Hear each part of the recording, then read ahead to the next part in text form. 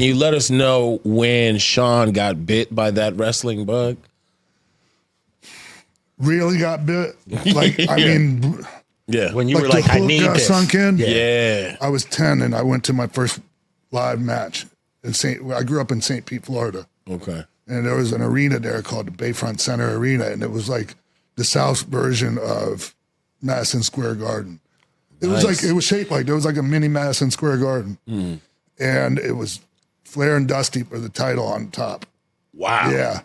That'll do And it. like all the, you know, Kevin Sullivan when he was doing, I don't know if you're familiar with him. Doing the like devil worship gimmick. Yeah. That shit was like, when I was a kid, oof. That was freaky scary. Motherfuckers were scared to death of Kevin Sullivan in the state of Florida. Just run the state of Florida. But anyways, yeah. So, I mean, it hooked me right away. And like, I was just all about wrestling ever since, man. Now, were you born in Minnesota though? No, Oh, St. Pete, Florida. St. Pete, Florida. Okay. But Minnesota was like also my family's, you know, like a home state. So okay.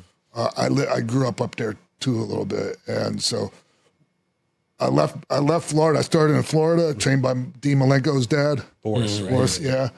But I went to Minnesota, and Minnesota was great to me.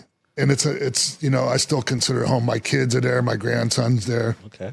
So yeah. What is it about Minnesota? There's so many legendary wrestlers have come from that area, man. Like what is it in the water? Like what is it about that? I came from two different wrestling capitals, Tampa and Minnesota. Yeah. You know, it's just that AWA, like Vern Gagne and all that, man, he was really big on training real athletes. Yeah. You know? And there was just a lot of big motherfuckers in Minnesota, man. Yeah. Big old Viking, like Norwegian motherfuckers. Speaking Nord, the Viking, Scandinavian, the Road Warriors. Yeah, man. Rick Ross, Norton. Kurt Hennig. Yeah, you know? I was around all those guys, yeah. man. I was like hard to like try to like stand out.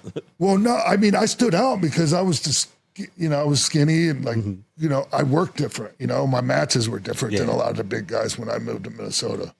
So, but yeah, no, it's just amazing talent came out of both of those cities. It man. really did. Like especially like Robbinsdale High School, Rick Rude, Kurt Hennig, like, Tom Zink from there, right? Well, just tons of guys, man. It's insane. Amazing. So I'm really grateful I got to come up in those two areas. So you were like one of the first guys that I saw incorporate a lot of martial arts type stuff into your wrestling. Yeah. What is your martial art background? Like what is your... Well, I started doing Taekwondo like right around the same time I went to my first wrestling match. Wow. And I got pretty good at it, but I just loved wrestling too much, man. And got really good at it actually, but it was interfering with my going to wrestling on Tuesday nights. Really? You know? Don't do it. Yeah, man. So I just had to pick one, man. Yeah. No, real quick, I also saw that in 9th grade, you got kicked off or you left the wrestling team because they wanted you to cut your hair. I didn't make it. Like I was training in the wrestling. Like when my first year I got to high school, I was doing really well at it. And they were like, I was wrestling state champion level guys in the wrestling room when I was just starting out. Like I was just really good at it. But I was just a punk, man, punk kid, and I didn't want to cut my hair, and I didn't even want to show up to school anyways. Like that was one of the only classes I showed up to. You know, like I just showed up to the shit I liked, and then, you know, I washed out of school I didn't make it past 9th grade. Oh, word. Yeah. Because that bug had hit you, right? Yeah. Yeah. I mean, you made your choice. You know, you made your choice of where you were going, what you wanted to do. Thank God it worked out, man. I mean, you might flipping burgers or whatever the fuck, man. Watch new episodes of No Contest Wrestling every Wednesday or listen wherever you get your podcasts. And don't forget to follow us at No Contest Wrestling Podcast on Instagram.